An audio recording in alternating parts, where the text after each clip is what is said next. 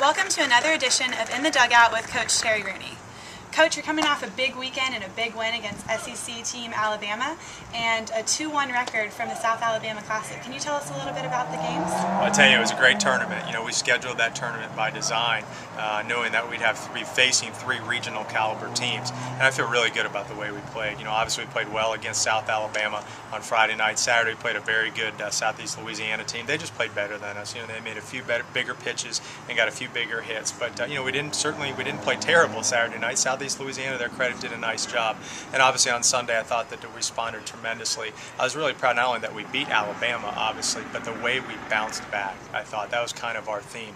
We had the late game on Saturday, and then on Sunday morning we had the early game. So to be able to bounce back after our first loss of the season, I think says a lot about the competitiveness in our guys. And then we just, right when we came out right out of the chute, the way we swung the bats, and obviously the outstanding effort of Ben Lively. So as I look at it, I just told our guys, I call it our first segment of the year. I kind of break it up in my mind and with the kids where we are. And after the first 7 games, we're 6-1. I feel very good about it. And now we're kind of embarking on our second session of the year, as I call it, on our 13-game homestand. And Darnell was named CUSA Hitter of the Week. Is it safe to say that he's picking up this season where he left off last year? There's no question that Darnell Sweeney has certainly picked up, right where he left off. Darnell, I can't say enough great things about Darnell Sweeney. He has turned into one of our, if not the leader on the field. He's done a great job, just the way he's carrying himself, the way he's leading our clubhouse, and obviously from a statistic playing standpoint, he's doing a great job. He had a great weekend. Was named, as he alluded to, the Hitter of the Week in Conference USA, and deservingly so. So the future's extremely bright for Darnell. He's somebody that we count on. We talked about that a lot this summer. Darnell stayed back this past summer and stayed here and worked out on his own and lifted weights with our strength and conditioning coach and put on some weight and got stronger. So I think all of those things are attributing to his success. And again, he's got off to a great start, and I know he's going to have an All-American type year for us. And besides Darnell Sweeney, is there anyone else who has stood out as a leader on the team this early in the season? I think we really have a lot of leaders on our team. I think one of the great things about our team is that we've got a lot of internal accountability. I call it.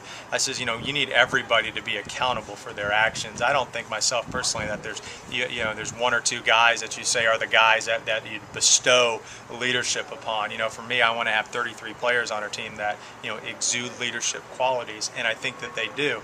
And I think you can do that if all the kids on your team buy in to what you're doing, and buy into understanding what's important. I tell our guys all the time, even from a rules standpoint, the most important rule is this, is that if it's important to me, it's got to be important to you. And from our standpoint, these guys are on a mission. We just talked about it in our team meeting before we started practice today here on Tuesday, is that we need to become obsessed with becoming great.